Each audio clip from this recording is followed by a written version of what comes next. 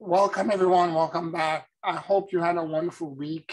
It is clear to me from the last class and the kind of like reminder that this connection to active listening or morphogenic listening has done for me, that it has reopened up a whole pocket of knowing that was already there, but more or less pushed back, not to the forefront as being important.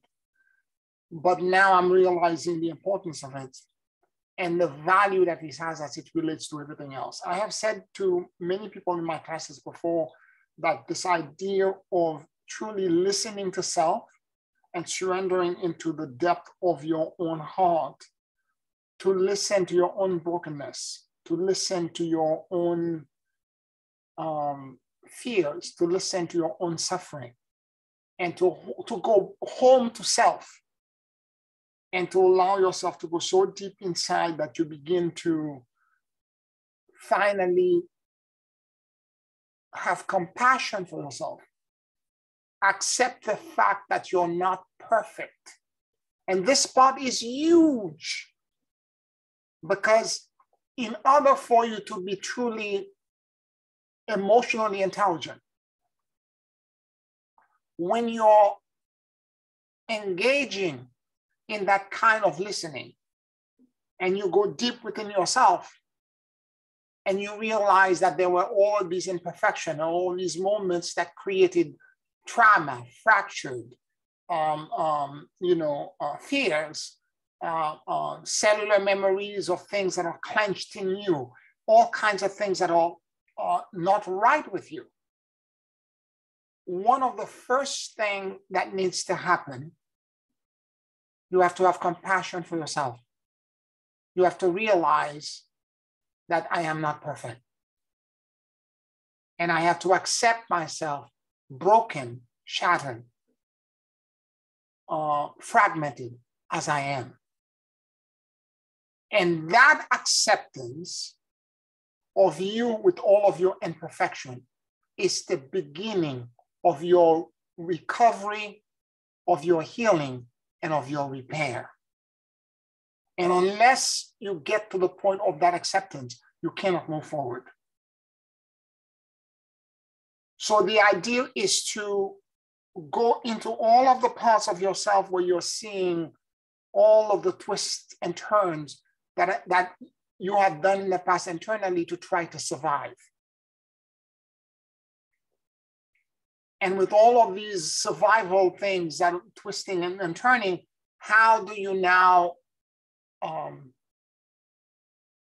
unless you can accept and have compassion for yourself, how can you move forward? The problem with us is that we think, particularly as spiritual people, we think we should be perfect. We think that in crazy kind of awareness, it actually is an inflation of negative ego. We think we should be perfect and we shouldn't have any internal flaws. Kuan Yin realized the exact opposite, that she wasn't perfect. And the Buddha says the same thing. You have to go home to your own suffering. And when you go deep within that and realize I am imperfect, I am flawed, I am Quasimodo, I have this hump in my back, I have all of these things that are not well with me. Yet with that, with all of that, I'm gonna still love myself. With all of that, I am still gonna accept myself. With all of that, I'm gonna have compassion for myself. With all of that, I am gonna celebrate myself. Because aside from the hump in the back and all the problem, you will also discover qualities that are actually extraordinary about you. You will discover also moments of greatness. You will discover a part in your past where you achieve great things. And you have to be able to sit and examine both things and realize I'm in combination of this mess and of this light. I am a combination of this chaos and of this rightness. I'm a combination of many things. And therefore, I am going to accept all of me. I'm going to love all of me. It doesn't mean that I'm going to celebrate and condone and amplify the parts that are broken. Rather, I'm going to bring the darkness to light, and I'm going to try to illuminate it. This is where true emotional intelligence resides. When I begin to bring Carl Gustav Jung's, no, Joseph Campbell. It wasn't Carl Gustav Jung, it was Joseph Campbell. Joseph Campbell said that it is in the cave that you're afraid to enter that the treasure that you seek exists.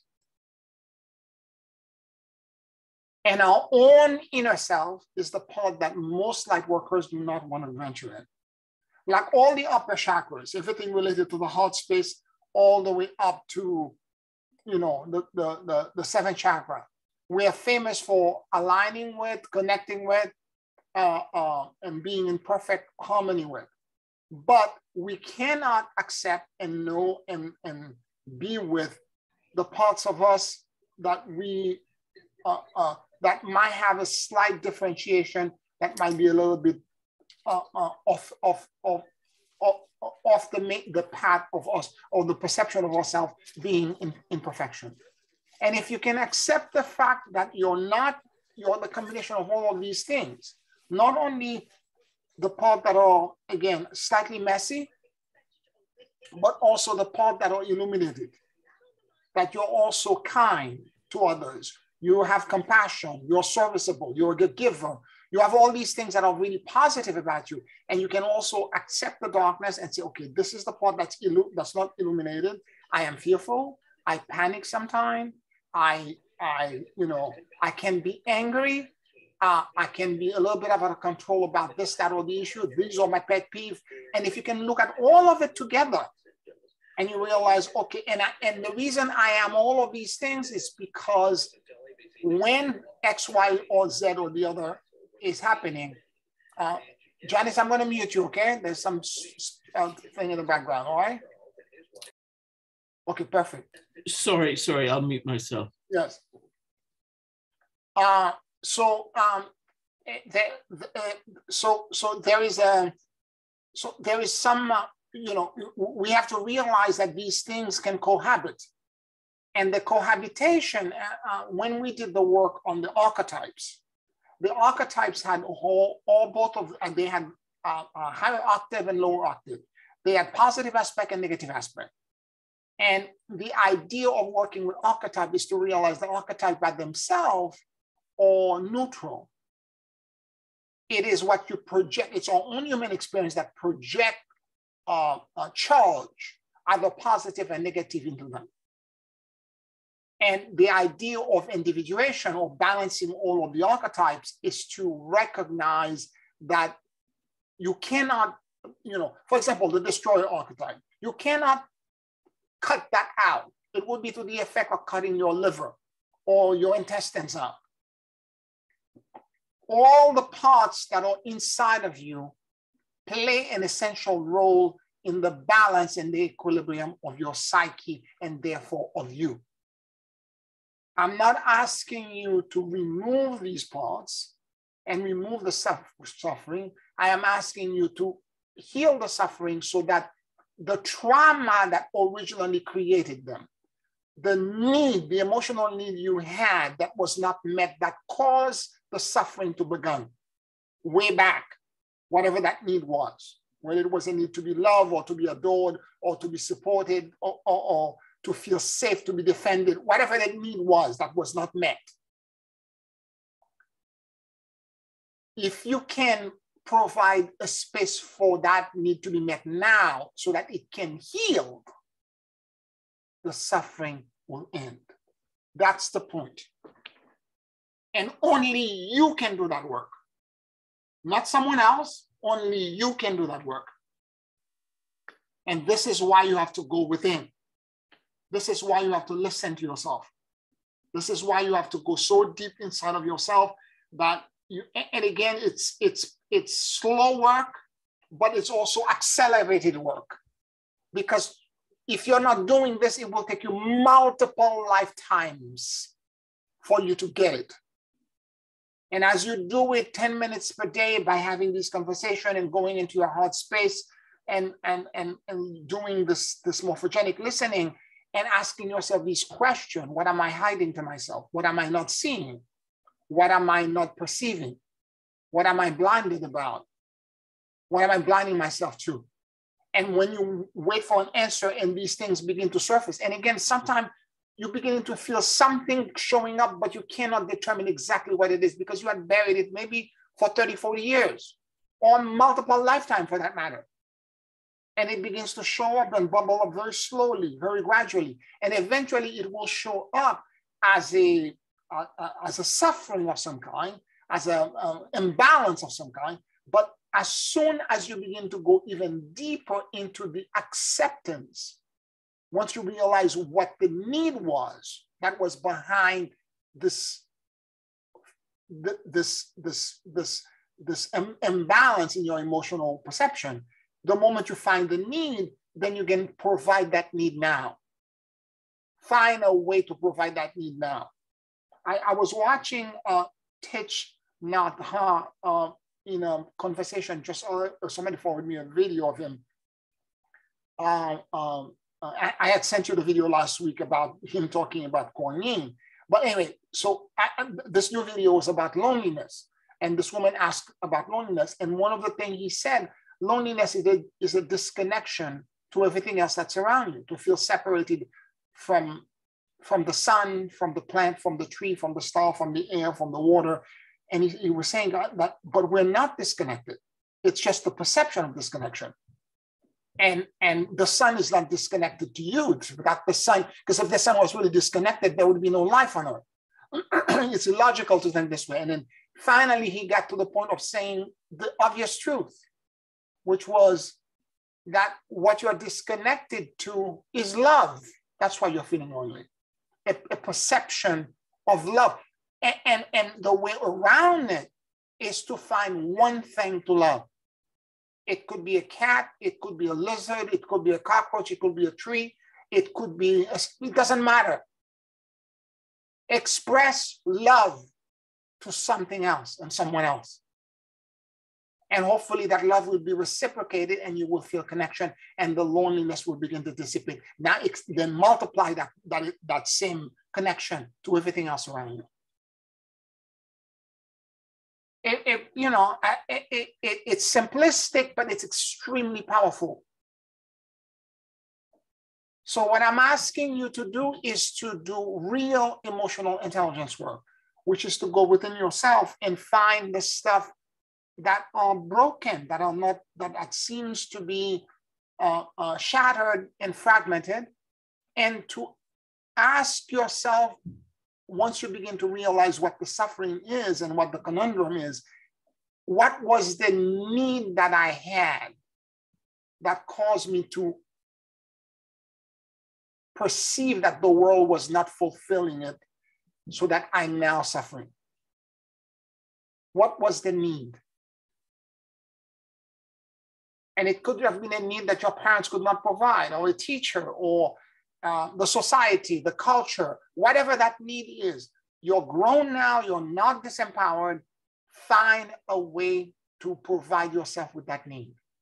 And in the case of being lonely, the real need that you have is that you want connection with somebody. And that connection can only occur through love. And it was making a big difference, not a sexual encounter, but a real love encounter where the person that you love is cherished, respected, all of the qualities that bring you into unconditional love. So what is it that we are trying to do in terms of bringing to the forefront this aspect of ourselves that are connected to these, when we're going into our own depth? We're trying to illuminate the darkness. We're trying to bring light into ourselves. Do not run away from the discomfort. The discomfort is your teacher. the darkness that exists within. And I know a lot of light workers, a lot, that are busy teaching all kind of technology and all kind of things. And some of them are effective at doing a whole bunch of things for people. But when you begin to talk about their own self and what they should do for themselves, I see them fleeing and run away. I had a conversation with a light worker friend of mine 2 days or 3 days ago, and begin to talk about her and what she needs to actually, the conversation quickly changed into something else because she was afraid of her own self, of her own loneliness, of her own sense of, you know, and we need to acknowledge that these things exist in us, because without the acknowledgement, we cannot move forward. What I mean to say is that if you can have compassion for yourself, if you can get to a point where you have acceptance, and you can begin to say to yourself, even though I am broken about this, I did not got fulfilled about that. I did, you know, there are people I know in their 70s, in their 80s that are still complaining about things that happened to them when they're 2 or 3 years old, even though they've been aware of this for, let's say, more than 30 years. And if they're still doing it and they're still complaining and it's still affecting them, it's because they are not healed. So I'm asking you to find the healing, and the healing is self-acceptance. You cannot go back and ask people who are already deceased to treat you differently. That's not going to happen. What you can do is that you can provide to yourself what was not provided for you when you were younger. And you can accept yourself and accept the fact that you did not receive this, but you are not deficient because someone else has it. Because we're always comparing ourselves to the grass is greener on the other side kind of thing. Someone else have it and you didn't have it. You have something that they didn't have, guaranteed. The universe is very, balances things out perfectly. Somebody on the paper may look perfect and ideal in the way they grew up and all the advantage and privilege that they had, but you're not living in their skin, you don't know. So when you see your own deficiency, there is no reason why you should believe that deficiency make you less than somebody else. Kuan Yin never compared herself to anyone else. She went deep inside of herself, and whatever, she had a horrible life. I don't know if you know her story. She had a horrible life. She grew up as a princess, the daughter of the emperor, and she was one of 3 daughters. And the father wanted to, because he never had a son, he wanted to have a favorable marriage so that his empire would be secure. And he tried to marry her off, and she refused because she wanted to have a monastic life, because she had a spiritual, she was spiritually gifted. So the father demoted her as a princess and began to treat her and ask the entire palace to put her as a domestic, as a servant. And she was treated horribly, horribly, absolutely horribly. And she never complained. She served happily because she wanted, the spiritual life that she wanted was more important to her than the comfort of her being a princess. And the father got so fed up with her that he finally sent her to a nunnery and asked the nun to mistreat her so that she could repent and become a princess. She was going to get tired.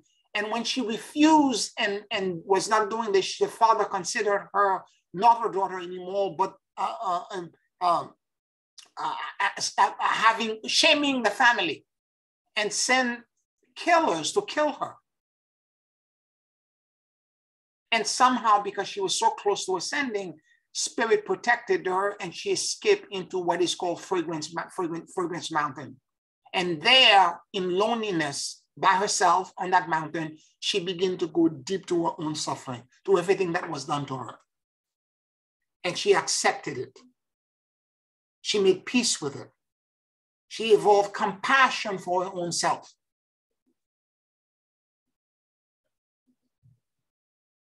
And as she did this, because she spent so much time in the mountain alone listening to her own self, she began to hear and listen also to everything that was around her, nature, plants, animal. She began to hear everything.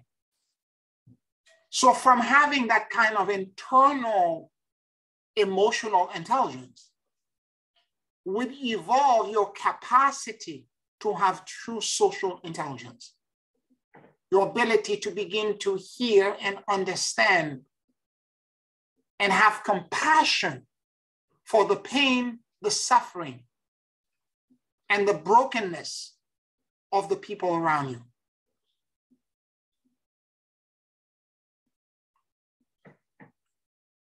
Any questions or any comments so far?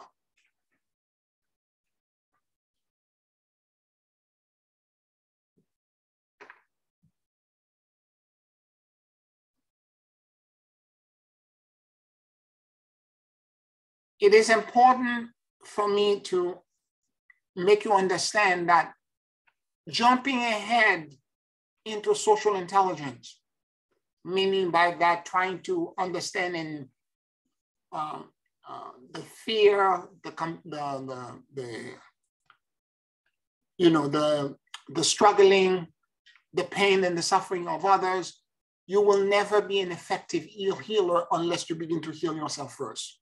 Because what you're going to do is that you're going to bring forth and project onto others the imbalances that internally exist in you. You're going to mirror it out and you're going to see it. It's going to mirror out and you're going to see it in everything that you see. It's like a filter on a light. If the light is not, the lens is not clean, it's going to reflect the imperfection and the light will reflect incorrectly. Now, no one, if we were waiting for the time in which we would be completely, perfectly clean from within and have acknowledged all the suffering that is inside of us before we start servicing the world, we would wait a long time because human beings are very broken. And I want you to understand what I'm saying. I'm not saying that we're defective. I just want to make sure that I'm speaking clearly. What I'm saying is that our humanity and imperfection is actually the springboard and the catapult that will launch our ascendance and our work toward the light. That if you're doing it correctly, when you're doing the query, you're going to realize not only do you have parts that are illuminated, but you're going to find parts that are not illuminated. And what you need to do is that you have to take the parts that are not illuminated and bring them into light by having compassion for yourself, for the fact that, like Kuan Yin, who was a princess, she was the daughter of an emperor. She became a domestic, she almost got assassinated. And she was rejected by her father, who sent the assassin. Imagine how that makes you feel. So, yet she forgave her father. This is what actually helped her ascend. The story goes that at some point her father became very ill and was dying and could not find none of the imperial doctors could find what was wrong with him. And a monk arrived at the palace and looked at him and said, I may know a way, but I need the eyes and the arm of a bodhisattva to be able to effectively create the cure for you. And the emperor says, well, I'm going to die then. And he responded and said, no, it's not. There is a bodhisattva on Fragrance Mountain. I'm going to query and see if she would be willing to make the sacrifice for you. And sure enough, the eye and the arm of the bodhisattva arrived. And he was able to create a cure with that to give to the father. The father drank the cure and was instantaneously restored. And when he was feeling better, he began to profusely thank the monk, and the monk said, do not thank me. You need to thank the Bodhisattva. So the emperor went to a fragrant mountain only to find that it was Kuan Yin, his own daughter that he tried to kill, who is now missing an eye and an arm, that was effectively created the cure for him. And he fell down to the floor crying. And Kuan Yin forgave him for whatever it is that he did, for not understanding her dharma, her purpose. And in the process of this forgiveness, Kuan Yin became the Bodhisattva and ascended. And Gautama Buddha, the first Buddha, gifted her not only sight, but allow her to have multiple heads so that she could see multiple places at the same time. So her eyes got replaced. And her arms became much more than that one arm she could sacrifice. He gave her 1,000 arms. This is Kuan Yin in her highest power, where she is able to reach out to 1,000 people around the world, and at any one instance, to provide them with healing. It's a beautiful story. It's a powerful story. And whatever brokenness that we have, if we can find peace with it, it will provide us with the healing. And that acceptance, that understanding that I am flawed, I am imperfect, when you see flaw and imperfection in other people, when you now are listening to their issue and their suffering, when you see them, you have much more compassion and acceptance for them. Instead of judging and being harsh and be highly critical of them. I mean, Kuan Yin could have been so critical of the father because the father tried to kill her. But she had compassion for him. And having that kind of heart allows you to have social intelligence. What does social intelligence mean? You have the capability of not only perceiving how people around you are, but more to the point, you're able to respond correctly. Because the way you respond to somebody at a funeral is not the way you respond to them when you're in a bar or when you are in a family gathering. They each have their, or for that matter at work, they all have different way of responding. So if you respond incorrectly at any point, you're not socially intelligent. And the way the social intelligence happens, and that idea of the morphogenic listening, when you're listening to other people, scientists are now doing work, they call this the mirror neurons. There are neurons in our head that are mirroring what we are perceiving energetically without touching someone else. We can perceive what they're feeling, what they're sensing, and you can communicate with them back by projecting your own mirror neuron to them, and you can begin to influence them. This is not the same thing as scanning, okay? Because a lot of light workers have the negative habit of scanning to find tactical information so that they can have a one-up, a psychic information, so that they have a one-up on people and they can know how to do this, how to do that, and kind of walk around them. That is not what I'm talking about. For you to do what I'm talking about is that you become a witness to everyone and everything that's around you. You're simply a witness. You're not seeking advantageous information. You're not spying. You're not trying to seek something that will be to your benefit. All you're doing is that you're standing as a witness, and you're allowing whatever shows up as you're listening, and you're in that state of surrender. The same way you're surrendered to your internal space and you're listening to yourself, you allow yourself to connect to, let's say, one person, a client or somebody you're dealing with. And you begin to sense to mirror neuron network, you begin to sense not only what their story, but what's behind the story. Because people, human beings, all of us, including me, are masters of self-deceit.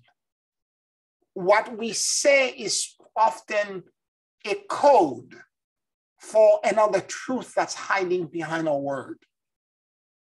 But if you're socially intelligent enough, you can decode it and know exactly what's behind it. And what's usually behind is that people come wearing masks to try to hide their suffering and their pain.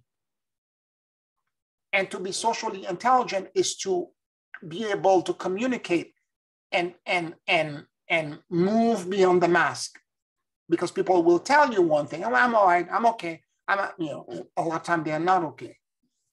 Okay, and part of it is actually body language, the tone of the voice, inflection in the body, where they are looking as they're engaging and having conversation with you.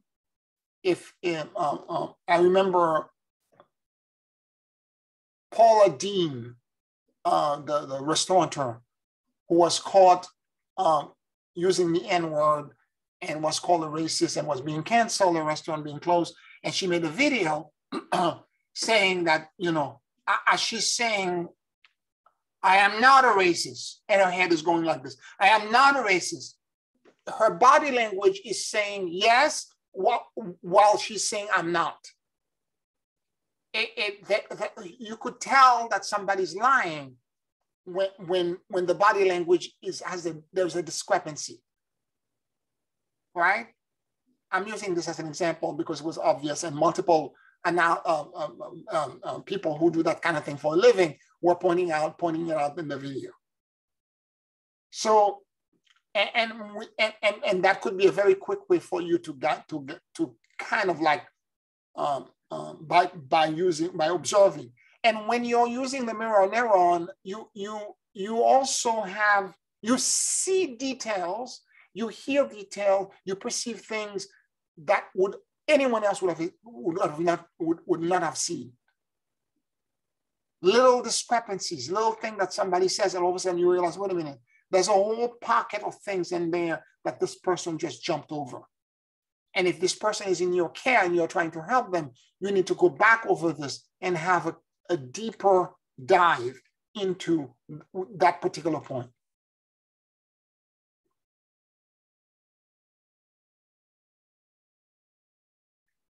Any questions, any comments?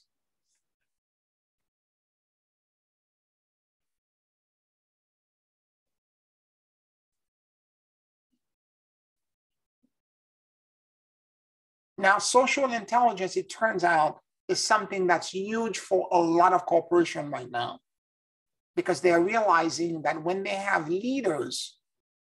Yes, Olivia, you wanted to say something? No, I was just making an observation because I was listening to you, and I closed my eyes and listen, and I see something different than when I have my eyes open and I'm listening. It seems like I'm on a different level. I can actually be clearer with my eyes closed. Beautiful. Wow. Powerful. Thank you. Wow. Excellent. Yeah.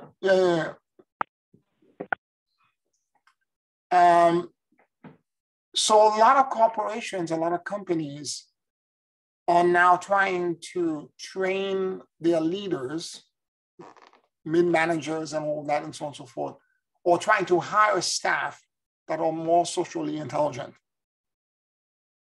Because the people who are most socially intelligent can quickly turn an entire team around and change the morale, the mood, and the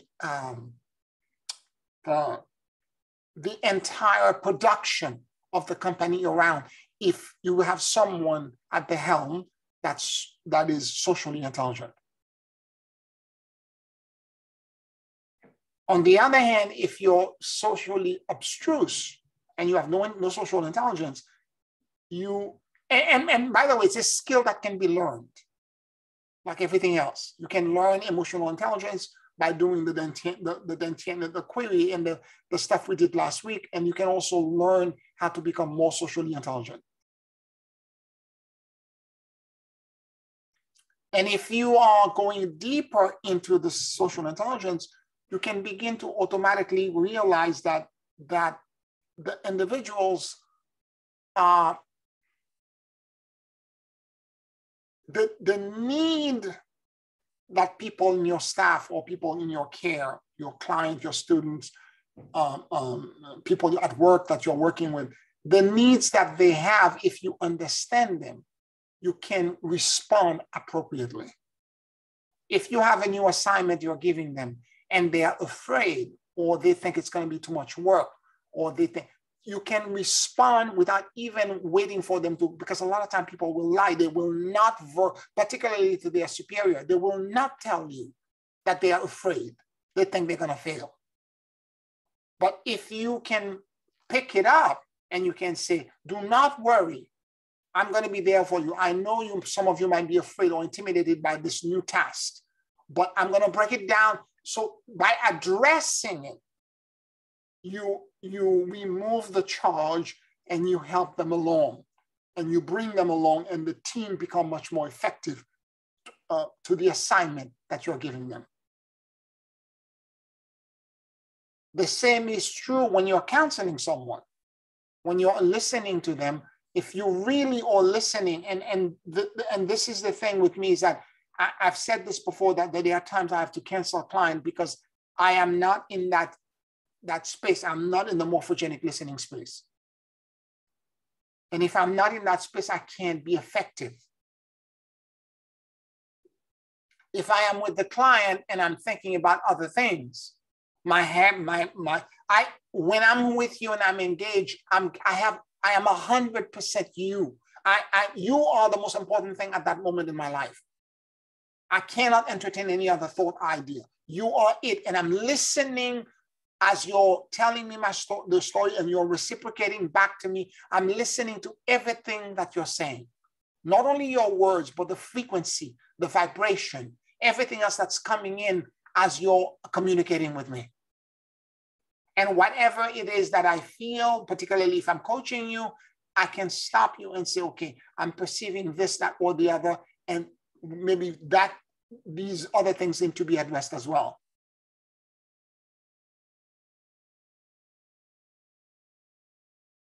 So the idea is to really, it's a skill. And like everything else, at first, when you begin to do it, you're not very, you might be mediocre at it. But as you practice it, you become better and better and better at it. Now, it doesn't mean that in every instance, you have to acquiesce to the need of your team. There are times their fears might be justified. There are other times where it's not justified, and you need to step in and change the mood. You need to step in and motivate them and give them a pep talk to move them somewhere else. Many times with my clients who are fearful or have panic attack and depressed, I have to step in and I have to help break the fear for them down and shift them somewhere else. And I have to radiate to them through my neural network the peace and the serenity that I know that exists in my morphogenic awareness in my own heart. I have to broadcast it to them.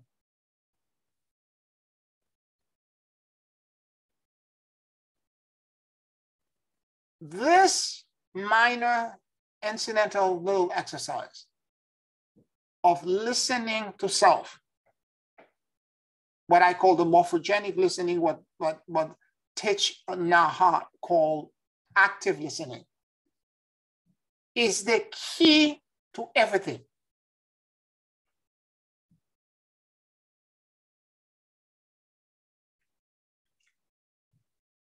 And if you can do it, it will open up a whole bunch of stuff for you.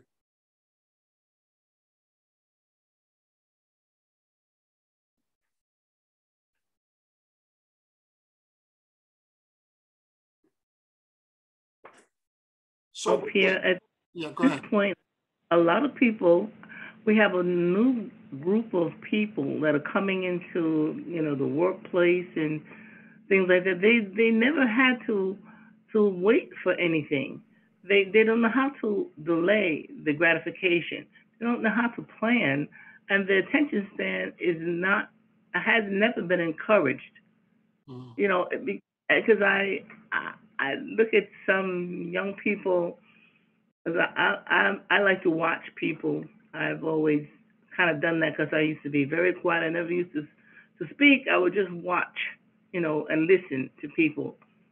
And now we have a whole. I think almost the last generation of children, like my grandson's age, they do not know anything at all about thinking things through. mm, They never had to do this. mm, They came up with a totally different kind of concept, and they feel like the only consideration they have to give is how is it going to affect you, and the things that they show them on television. They also promote that same kind of me first, and I don't care about you, and I don't. They don't know how to process, their emotions. Sometimes people don't even know how to write that out. They don't write, and so they can't express on paper how they feel because somebody sent me a text. I sent them, something because someone in their family, had passed, and I sent them a little note, and the person sent me back 2 lines of emojis. I don't know what they were trying to tell me. I didn't understand any of that. I'm like, what is it supposed to say? And so it's not always the fault, of the uh, this generation. We have to teach them what they never learned. They never learn this. mm. So this is almost like teaching somebody a new language. Yep. How do you communicate? And so I see that it's necessary to teach it on a corporate level because those are the people who are now coming into the workplace.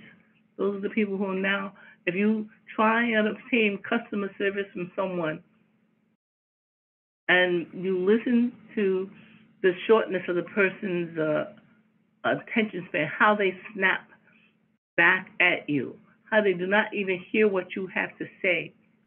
They don't listen, and everything is confrontational. Mm-hmm. So we have raised uh, a generation that cannot pick up where the generation before me, and then when I came in, and then the generation behind me, and then their children. You have a whole another kind of a ball game. Some people can't put 2 words together because they're not used to talking to one another unless they're on a device. They don't know how to look in each other's eyes.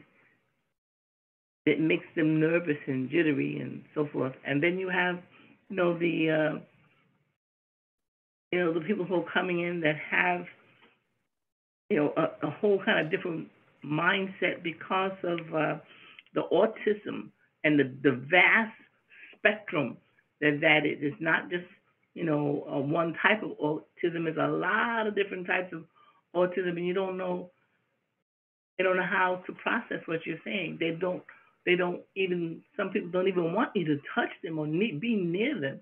Mm-hmm. It's another whole ball game out here. Mm-hmm. The workforce that's coming in the future, and especially now with so much isolation, but Yep. you really don't even have groups to work in. Yep. Everybody's off working by themselves somewhere, someplace remote. Then you're going to also lose another level of your humanity because you don't know how to interact with other human beings.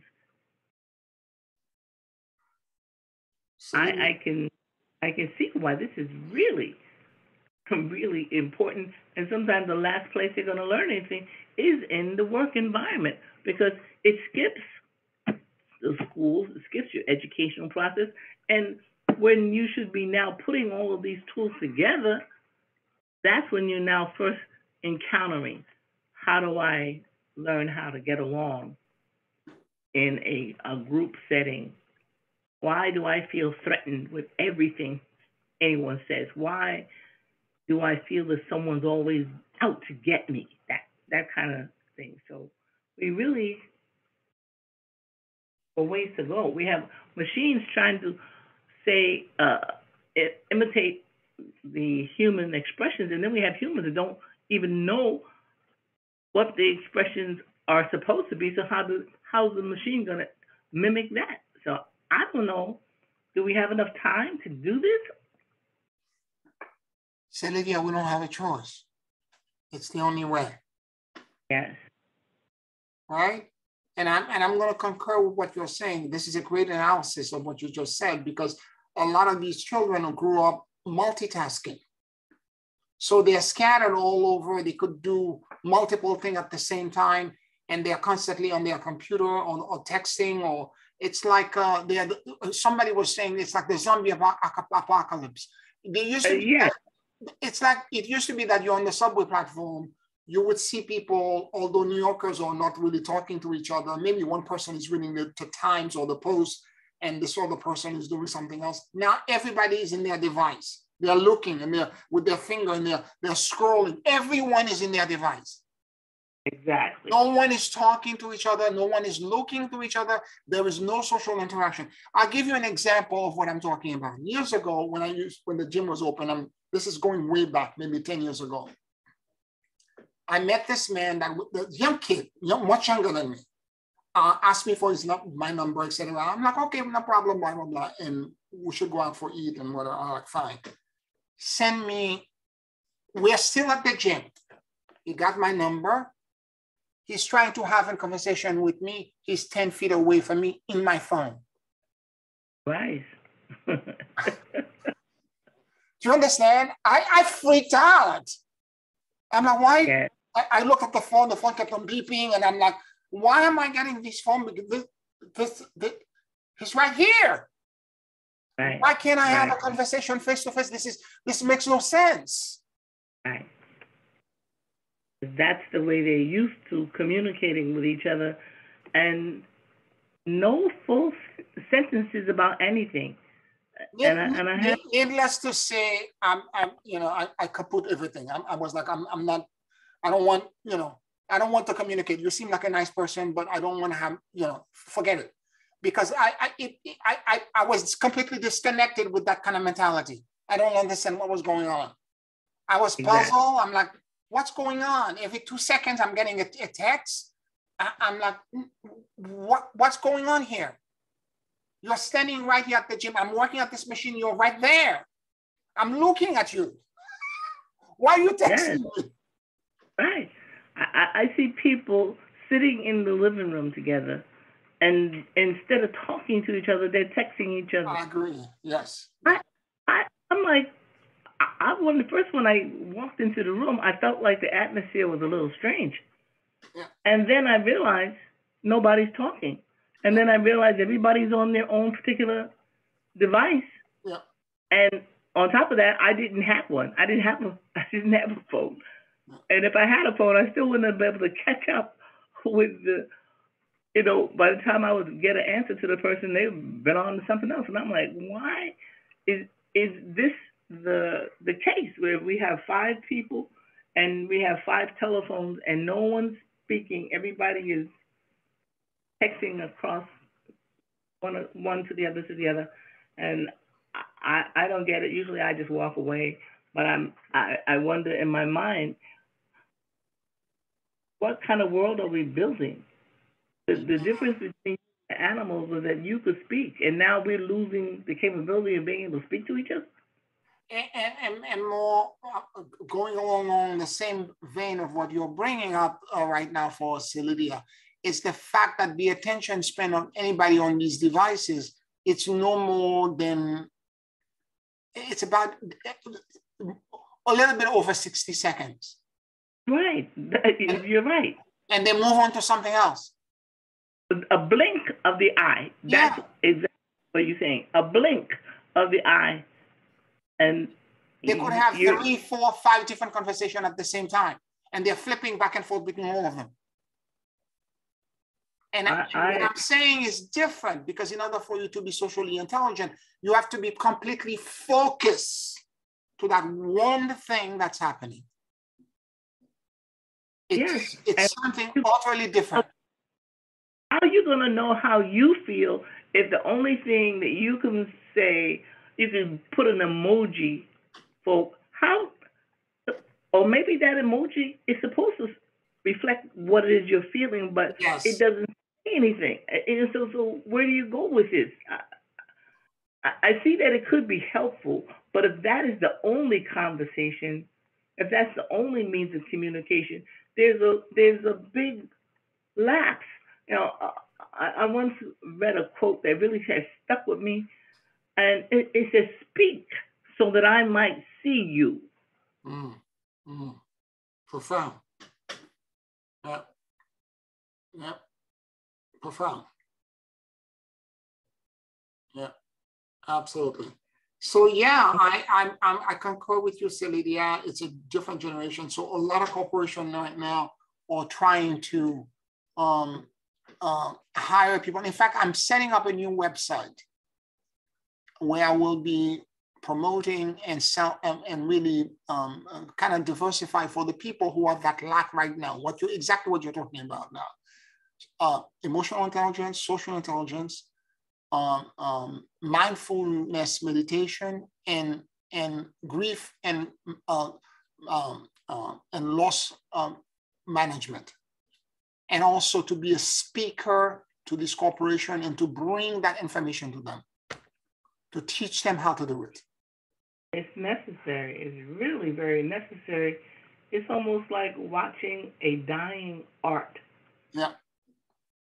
Because without you being in that space, you will, again, a lot of corporations right now or their HR department or creating questionnaire to discover who are the people who are socially intelligent, who are the one. And interestingly enough, the people who are the most socially intelligent are typically not necessarily extrovert.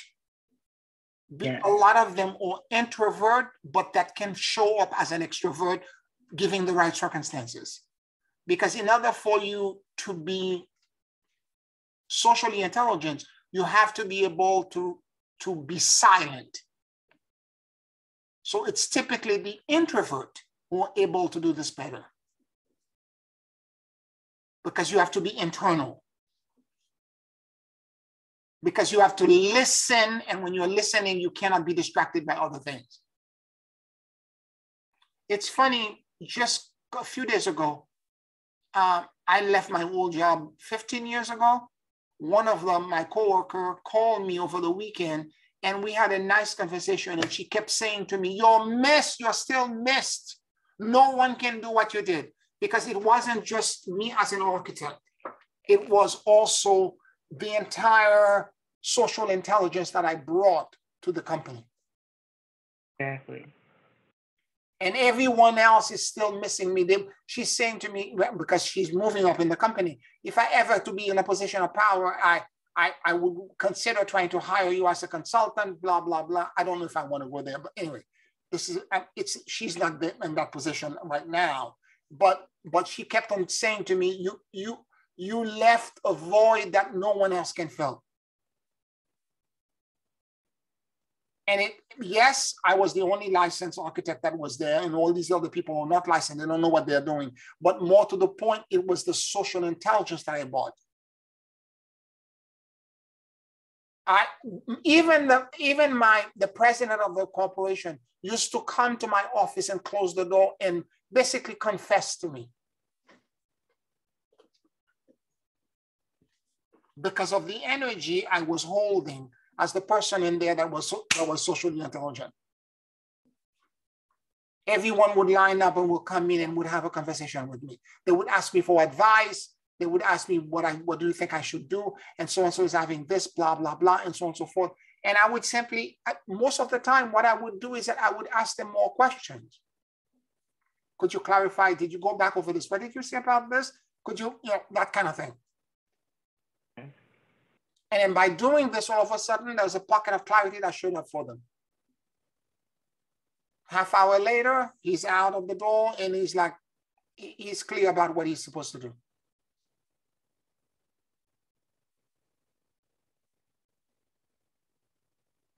So there is a lot of, yes, go ahead, I'm sorry. So the title you should have is the Chief Consciousness Officer. So when you tell her that's the title that you would like to hold, because you need someone who they can walk in and speak to and bring them back to a space where they can gain some clarity and then go back out and do the job. So there is a title for you. Yep. Yep. Anyways, so I'm trying to, I hope this conversation is allowing you to understand how this ability to listen, being that kind of introvert, can be of incredible benefit. Not only, it doesn't have to be with your corporation, it has to be with your family structure. How you interact with your kids, how we interact with your siblings, how you interact with your mom, your dad, how you interact with everyone around you. If you're socially more intelligent, you can begin to see and understand with compassion what people are going through. Whereas before you would jump to judgment by telling them what to do and stop doing it this way, that kind of thing, and you snap at them. But if you have compassion for them and you're listening to their needs and you begin to realize this is where they are. They are not perfect. They are in the process. That one has this quirk. That one has this quirk. That one has that quirk. And I have to interact with each one of them on a different level.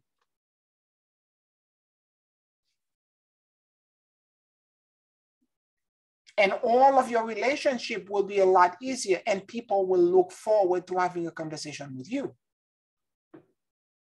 Because by having a conversation with you, suddenly you help give them clarity. I have many of my friends. I have a friend of mine that I've known since I was in graduate school, when I was in my 20s. And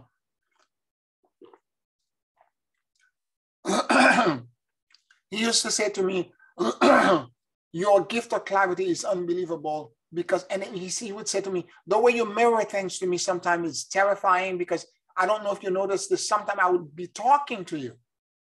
And as I'm talking to you, I see your lips moving, repeating the exact same word that I'm saying, because you're so engrossed into what I'm saying, what I'm trying to bring out to your attention. I didn't know I was doing this. He said, you listen like no one that I've ever met.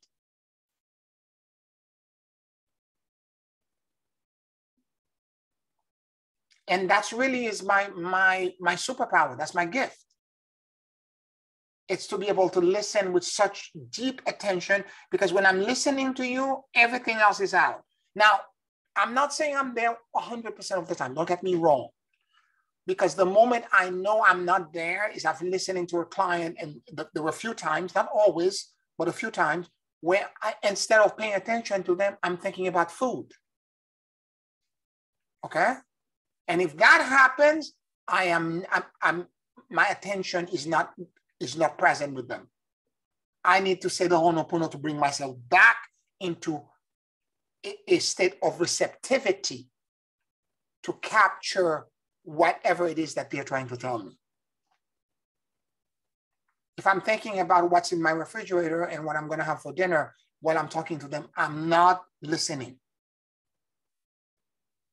I'm allowing the needs of my body to take over the holiness of the God within me, listening to the God within them.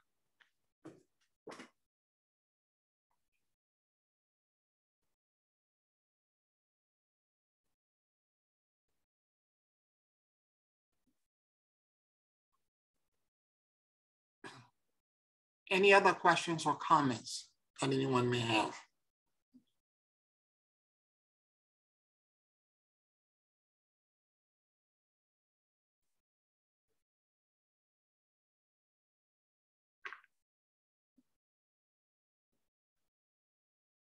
Now, to a degree or another,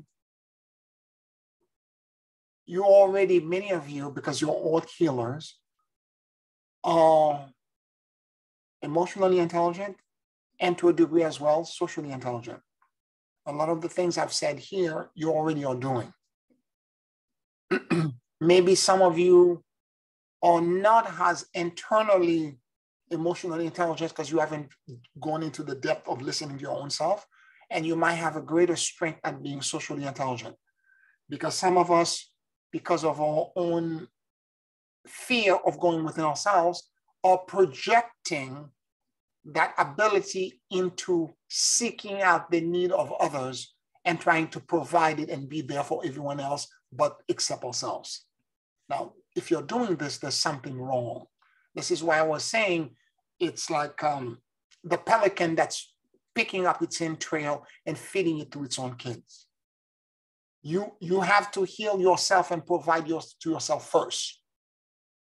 Now, many of you may be doing this, is that you're acquiescing and you're giving and you're supporting the needs of others. And again, a lot of times, it's not a question of giving everyone what they need. Because a lot of time what they need is not, a lot of time what they want is not what they need. There's a difference between the two. A child may come into you or someone who's emotionally immature and want something, but it is not what they need at the moment. So if that is the case, you as the person that's more socially intelligent, you can change the beat by broadcasting a clarity, by broadcasting an understanding, sometimes without saying a word, other time by pointing out a few things and letting them arrive at their own conclusion. I usually don't, and some of you, many of you here have experienced my coaching.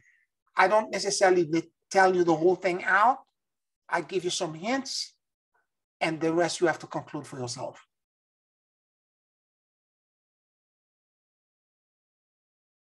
Because you have to walk the path so that you can appreciate the wisdom. If I say, open your mouth and I give you the whole thing, you're not going to appreciate it. I'm going to tell you, here's the tree. Now go pick up the fruit.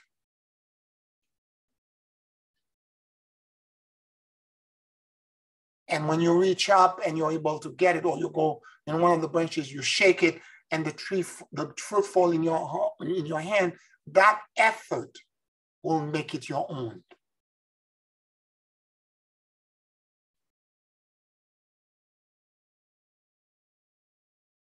So if it is you where you're putting the needs of others before yours, that should be reversed. Spend a little bit more time on yourself, or give it equal attention. Focus on yourself equally as you're focusing on the outside.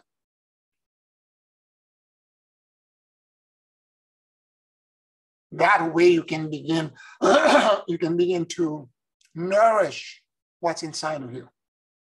Heal this inner suffering. Provide yourself with the ability to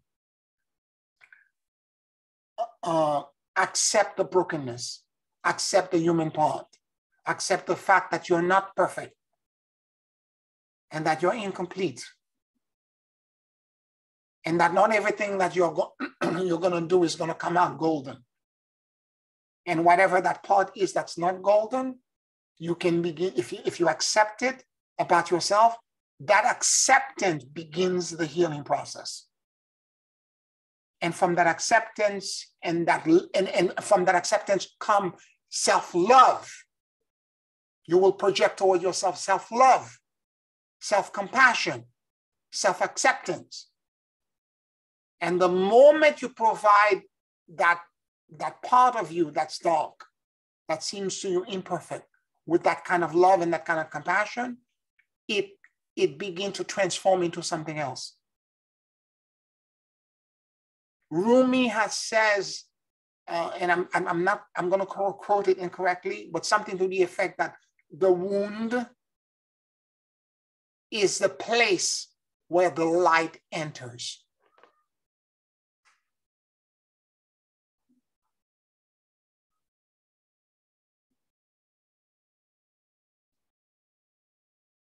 C'est dans la blessure que la lumière rentre.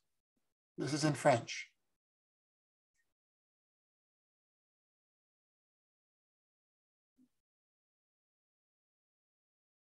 So if you can go into the brokenness, if you can go into the part that's shattered, that's broken, and you can begin to realize, I'm going to accept this. This is where I'm standing right now.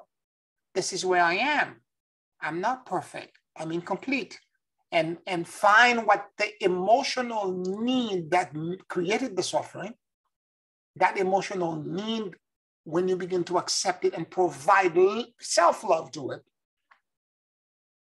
that love will heal all and the light will illuminate from it.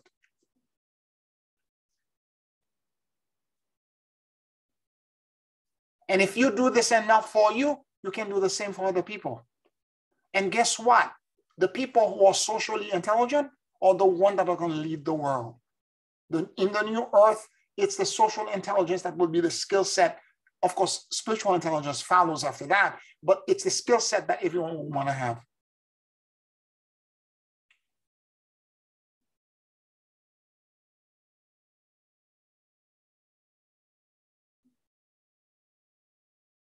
You make a very, very good point on all of those things. And something that was said to me, the places where you least expect to find the wisdom is the place where you find it. I was talking to my son, and he and I usually are never on the same page. He said he would take his simple size amount of spirituality, he would take that wherever he goes because it has gotten him through many a hard time. So usually he doesn't say anything about how he's feeling. And then he said, Ma, you said you're really too hard on yourself. He said, just remember, you miss 100% of the shots you never take. Mm. I said, wow, that was profound. If you don't try, because even if you don't think you can do it, and if you don't think that, because I was always, I don't know what kind of gift I have. I don't know what my gift is. You say, you're too hard on yourself. You'll miss 100% of the shots you don't take. Mm-hmm. Even if you miss, try it. Take the shot. Yep. See, Lydia, that whole thing about, to confirm what you're saying, when someone is asking you what's your gift and what's your superpower and all of that, because when I was in that group, that Archangel group in 2015, they were asking me what's your superpower. If you said my superpower is listening, people would laugh at you. Yeah. But that's the truth. And I'm comfortable saying it because it is the truth. You've been saying it, not that now that it's somebody pointed out how important it is. You've been saying it for the last 15 years. You've been saying it. Yep. And so that means you also have been perfecting it as well. Yep. So you're coming from a different place. And that's why I said, if I close my eyes, I hear better. Yep. Because I block out everything else that could be a distraction to me. Yep. And I listen. And I listen to how what you're saying comes across, to me, because it's more than just your voice. Yep. And so you're right. And it is a superpower because a lot of people don't hear anything you say to them. And that's why marriages fall apart, friendships fall apart, because one or the other is not hearing whatever the other person is saying or not saying, because listening only isn't about the verbal, but it's also about the clues, the nonverbal clues that come along with. Yep. And the pause that in the voice, the inflection, all of these details.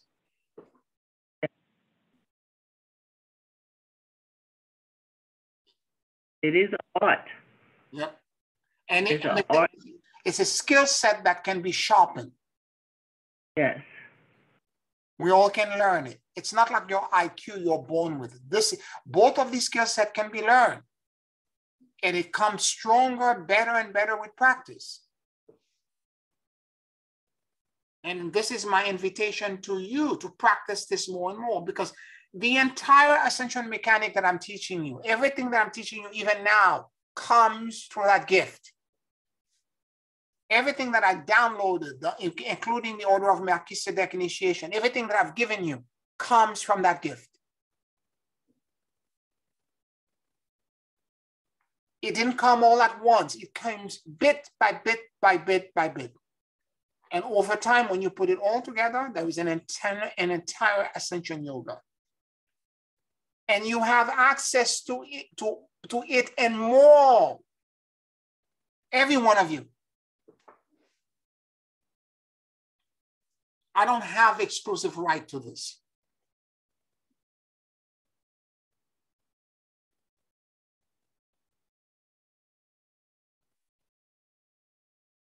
It's beautiful, and all I can say is thank you and amen. You're welcome. You're welcome, Sylvia.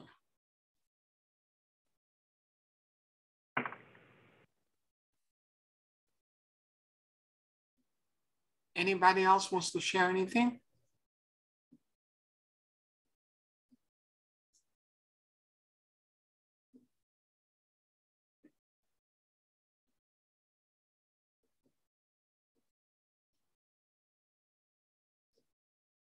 I'm going to bring this to a next level before we pause for a break and do a closing meditation.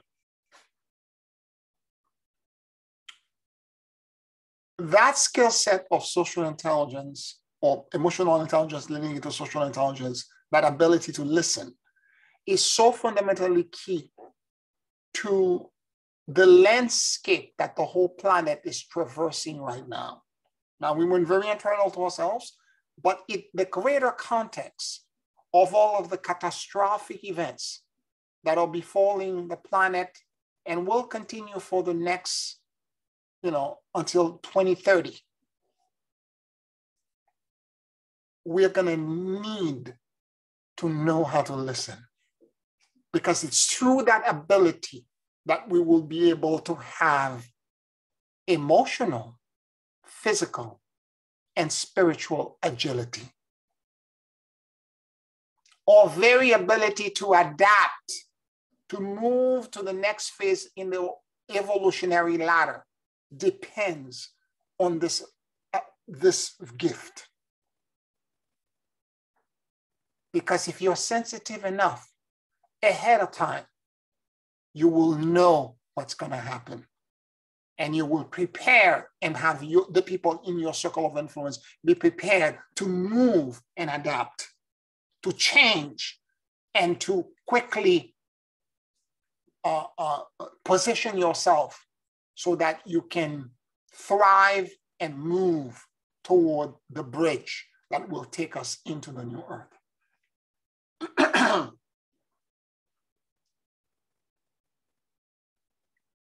All the stuff that I have picked up about the future, the more recent thing was about the tsunami.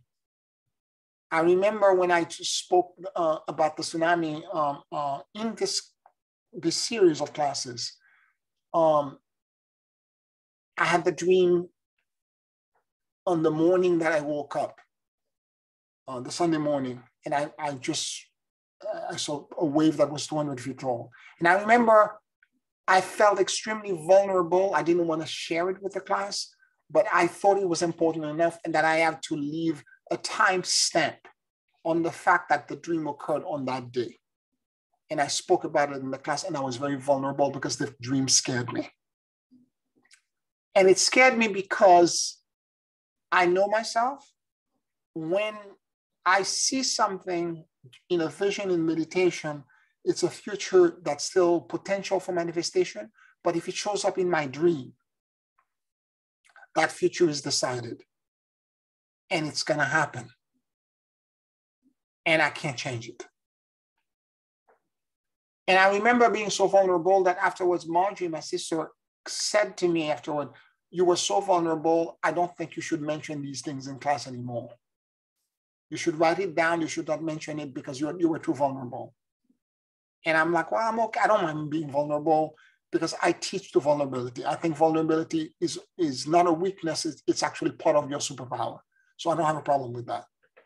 4 weeks later, on January 14th, in the middle of the night, I had a dream of the tsunami again. But this time the water was much lower, up to 3 feet tall. And I was in the middle of it. And I was able to get myself to safety. I went inside the building, and later on, I got back down. The water was completely washed away and gone. Very different than the first one. At that morning when I woke up on the 15th, I remember calling my sister again, Marjorie. I said to her, here's the dream that I had. And then I was supposed to have lunch with my friend Georgie. I went to lunch. I texted him. I said, I had another dream about the tsunami. Oh, tell me when we get for lunch. I'm like, let's go for lunch. Let's talk about it.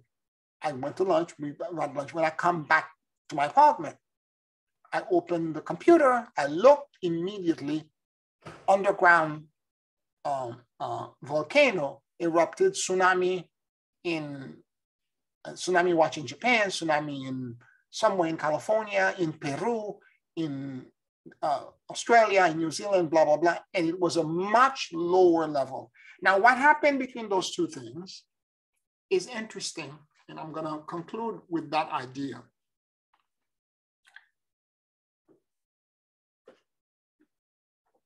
In between all of this, Kuan Yin showed up for me during a meditation and I channeled from her these prayers, this particular prayer that I sent to all of you, asking Kuan Yin for help and for mercy. Then I was encouraging all of you to ask for mercy and to make your spiritual practice less meditation focused and more prayer centered. And for me, the difference between the two dreams are powerful. Yes, I did pick up the dream because I am highly socially intelligent and I'm able to see these things that are about to happen because they pre-exist in the ether of the planet before they show up, before they precipitate. So I can pick it up. But I thought that the futures that are decided, although they're going to happen, they're going to touch down, that you couldn't change any details of them. I was proven wrong by this experience. Why? Because of the amount of prayers that all of you have done asking Kuan Yin, Archangel Michael, asking whatever higher power or deity for mercy. It changed the lending of this future that was decided. The wave function collapse that will cause it to precipitate will still show up, but it can be a much softer landing than a harsh one. And that was a huge lesson for me. Now, this brings me to the last point that I want to mention. Wesak will be in May 15th of this year, in a few months. I'm going to work on the details, and it's connected. The theme for it, it's pray for the world or pray for. I'm still working on the actual language, but it's connected to prayer, and it will be a Wesak that's about us being more prayer centered, so that we can help the planet transit for what looks like a very rough year.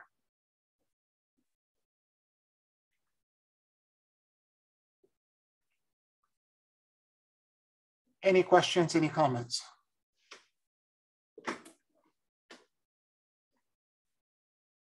I think that when you were talking about the prayers that were done and that were directed toward those events, it didn't cause the event not to happen, but the event was tempered with mercy. Yes. And that can only be given by God. That's grace. Yep. So the event it's scaled down to a point that is so much more manageable emotionally. Yep. Because you ask. That time I had this flood in my house. Yep. And I left my bedroom to go into my bathroom. I had to go into my hallway to do that. And when I walked out of my bedroom and stepped into the hallway, I stepped into water. And I looked down my hallway, and all I could see was water all the way down to the end, to the kitchen, to the study, coming up toward my bedroom.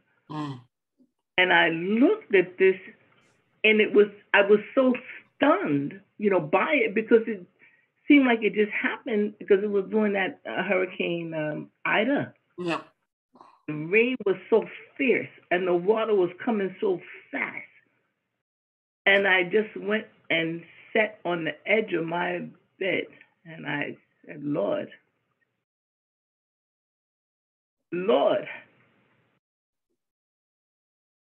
if it's possible, could you stop the rain? Would you move the water away? Yeah. I went. Now this is I'm telling you, this is still incredible in my mind, because every time I leave my bedroom and I walk into the hallway, I think about what happened. And that water, it looked like somebody took the house and tipped it over and poured the water out. And it was 6 inches of water. Do you know what 6 inches of water looks like in your house? Yep. That's over your ankle. Yep. That's putting your foot down into and there was no way I could have stopped that of myself. Yep. But I asked if there's any way. Yeah. Yep. And God did it. Yep. And when I say nobody knows where did this water go? Yep. I'm still looking to see, where did it go? Not that I want to call it back, but where did it go? I know where it came from, but where did it go? At God's command, roll that water away. Yep. And I'm sitting in a dry kitchen right now with a brand new floor, because everything that was in here was ruined by the water. So your prayer does change things. And it's God alone that can do it. Celidia, I completely understand what you're talking about. What this reminds me of, this is years ago. Remember Mary Lizette that used to call in? Yes. Do you remember her story? It was a tornado. It was a tornado. Right. She was in a senior complex, and she lived at the time in Lansing, Michigan. And a tornado touched down in the middle of the night. And the sirens began to go, and they were asking everybody to evacuate. She said, I had the time to actually leave, but my neighbor across the hall is handicapped. I have to help her out. And I look at the timing where the tornado was and how close it was to our complex. And I realized there was no way we could get out in time.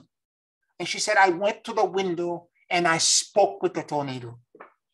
I asked the tornado, can you move away? There is no way. There's no time. We're going to all die in this building. Help us.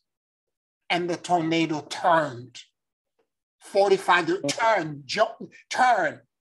Right in front of the building, just turn.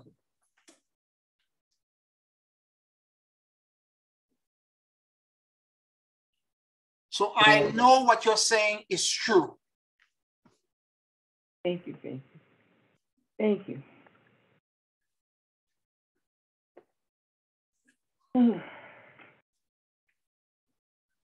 Any other comments or questions for the class?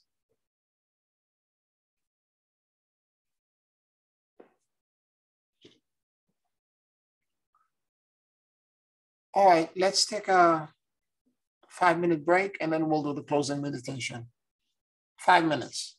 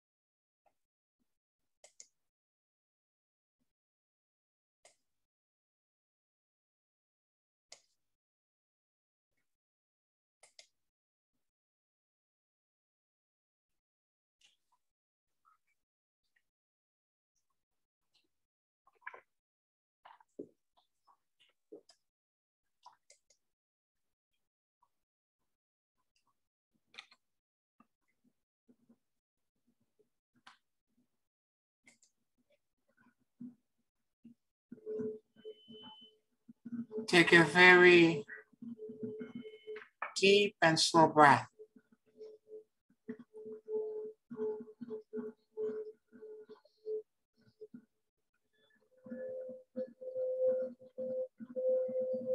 And as you inhale and exhale deeply and slowly,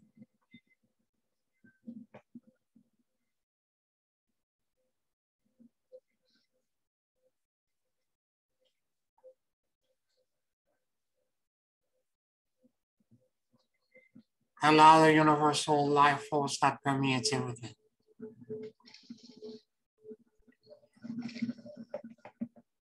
to enter into your lungs.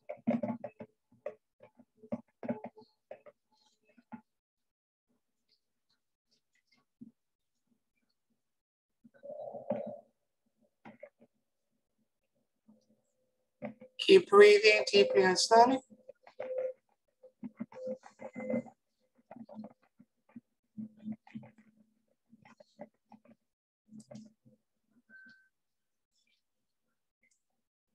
And let your soul and your awareness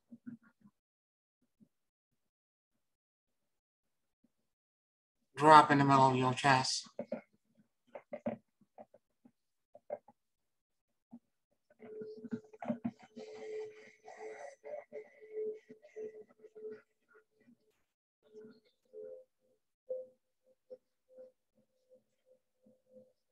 Please forgive me.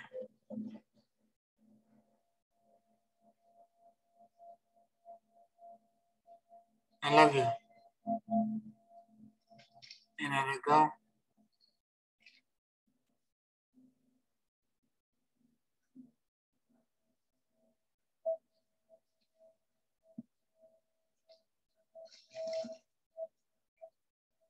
Please forgive me.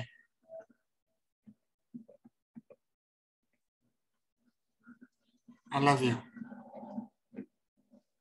And I let go.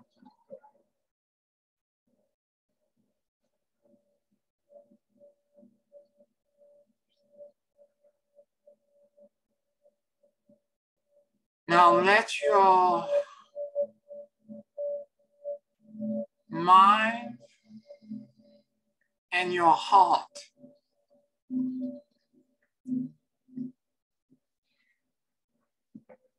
sync with each other.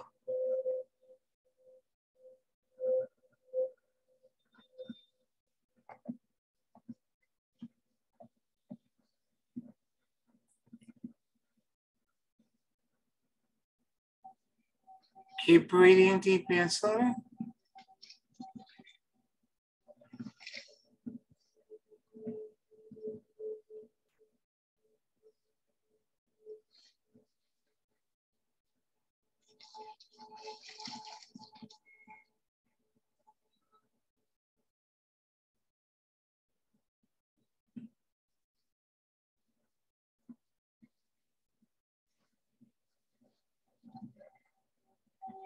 And let yourself enter the coherence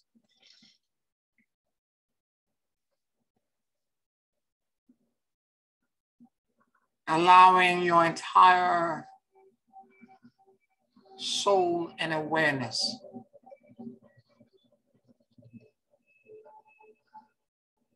to be focused in the middle of your heart.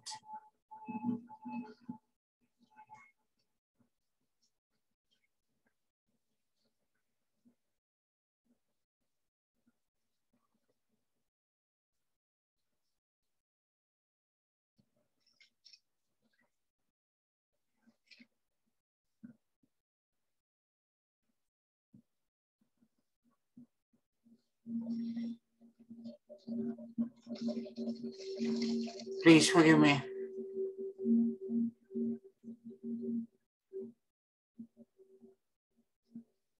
I love you. And I let go.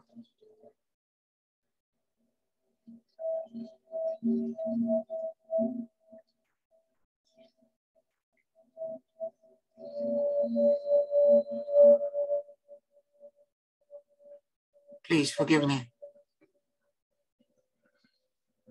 I love you. And And let it go.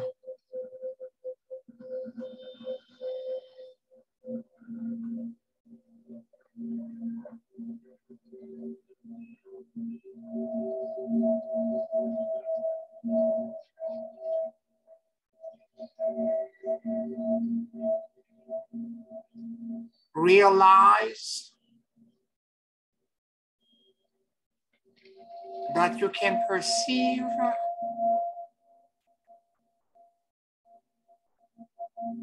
360 degrees.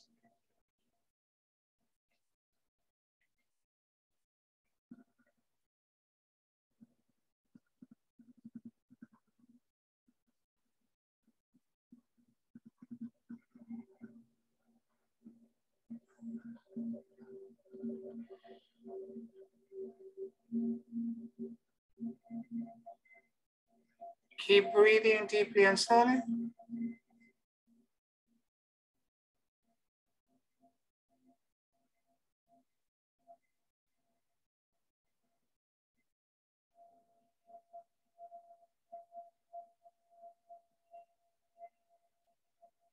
And notice what you noticed.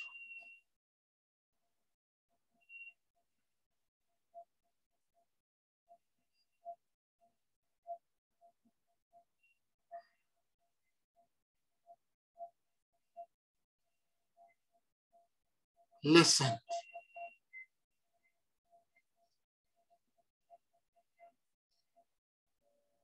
Listen as if the 150 trillion cells in your body had ears.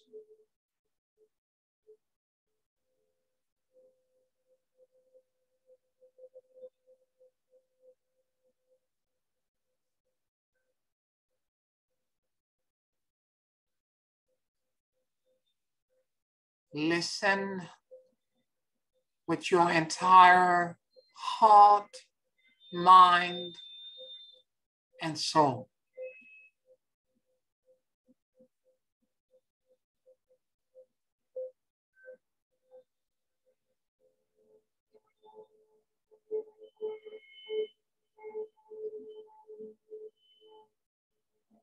Become aware of all the fragmented, broken,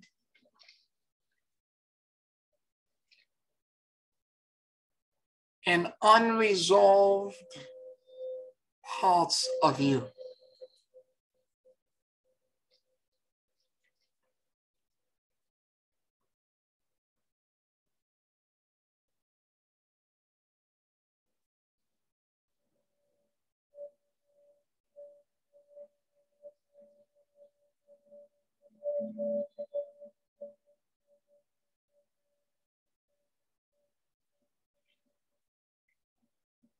What am I lying to myself about?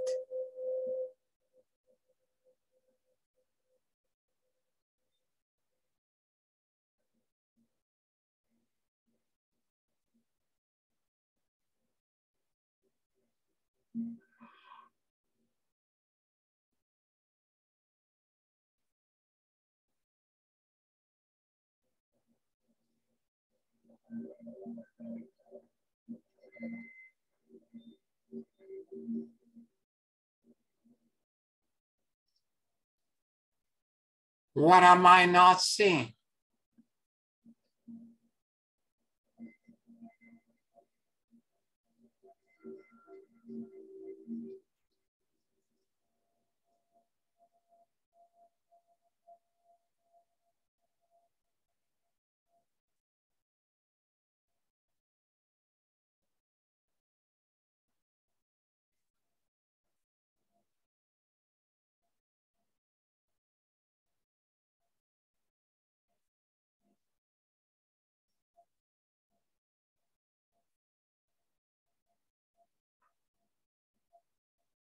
What am I blinded to?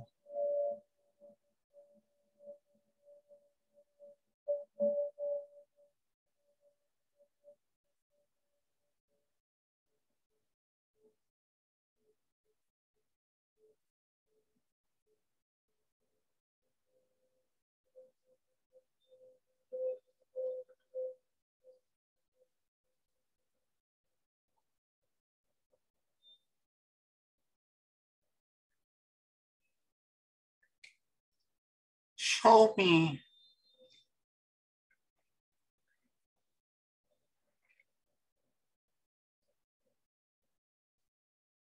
what am I hiding to myself.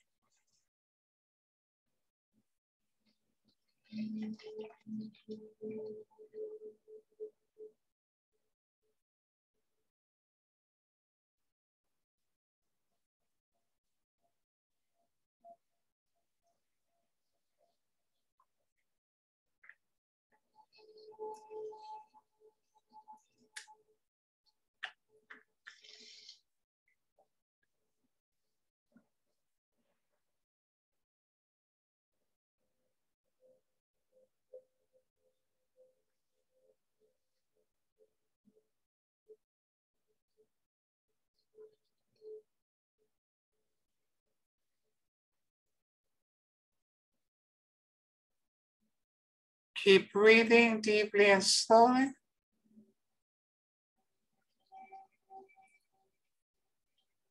And let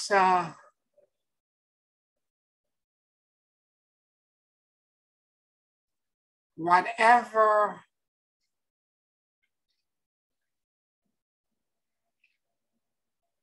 insights, breakthroughs, and knowing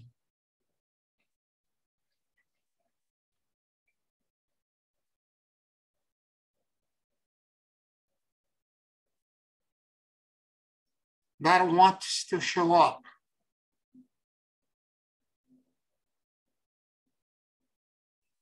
to appear.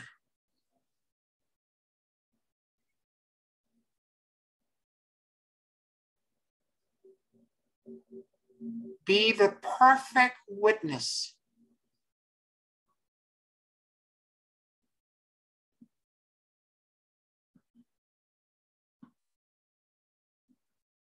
and simply notice what you noticed.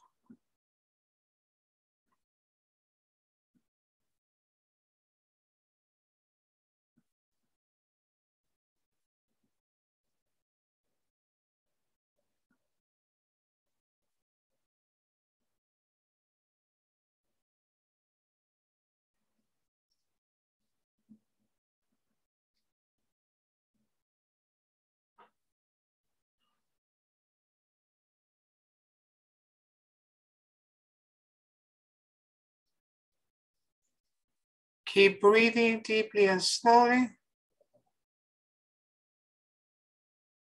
and simply accept the fact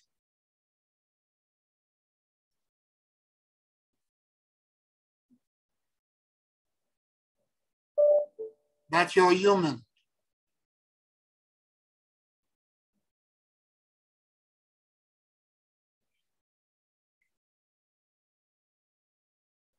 And are imperfect.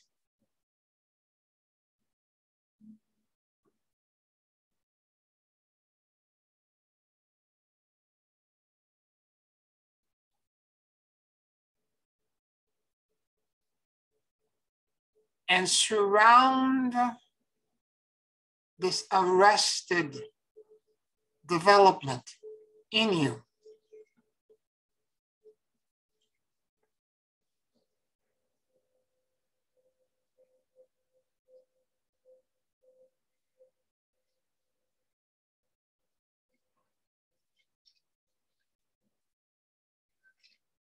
with deep compassion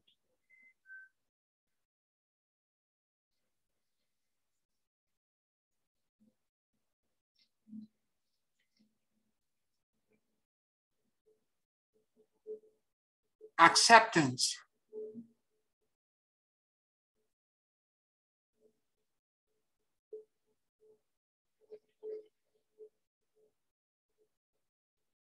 and love.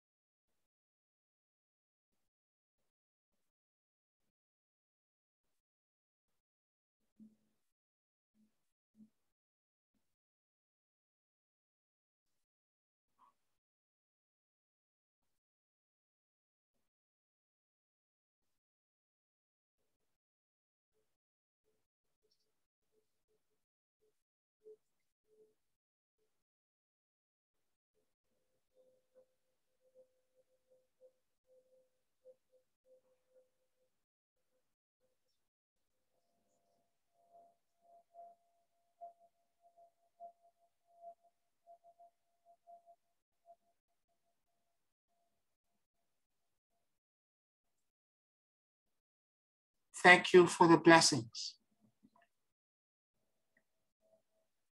I accept the gifts and I receive with gratitude.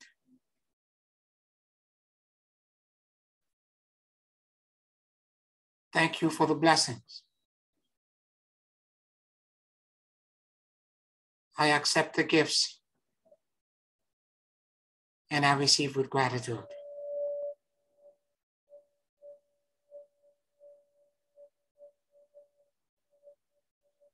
Thank you for the blessings.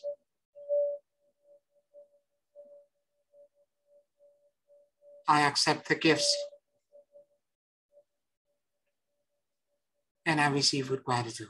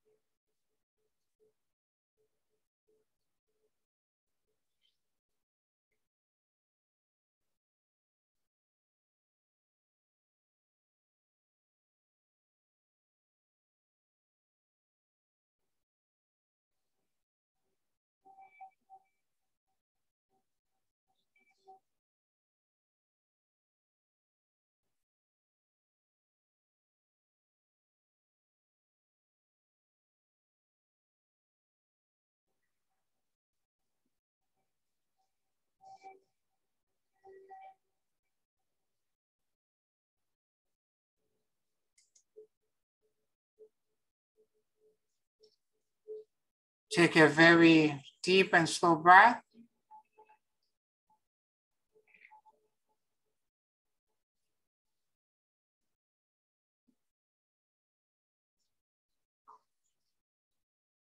And whenever you feel ready,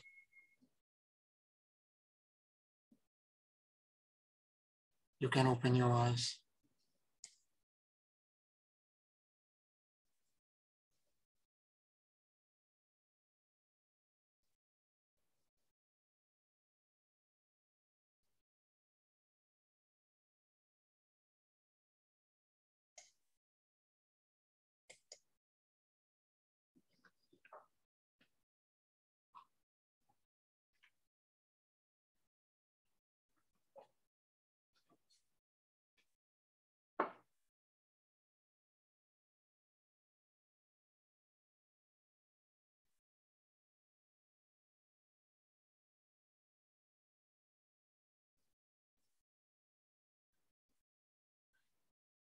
Thank you.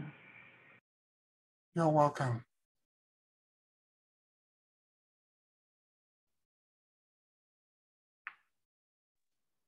Thank you, Pierre. You're welcome, Marjorie. Thank you. Thank you. You're welcome, Janice.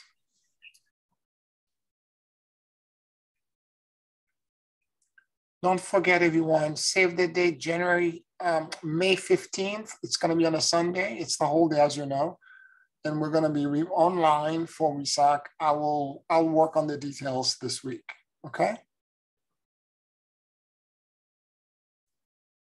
I want to thank you all for being online today and for listening to me. If you're following me on Patreon, I want to thank you for being a supporter. Thank you so much. Please like this video and subscribe to the channel if you're on YouTube. Sending you my deepest love, and hopefully this will lead you more into becoming more still and more silent with yourself. I'll talk to you next week. Thank you. Blessings to everyone. Good night. Thank you. Good night.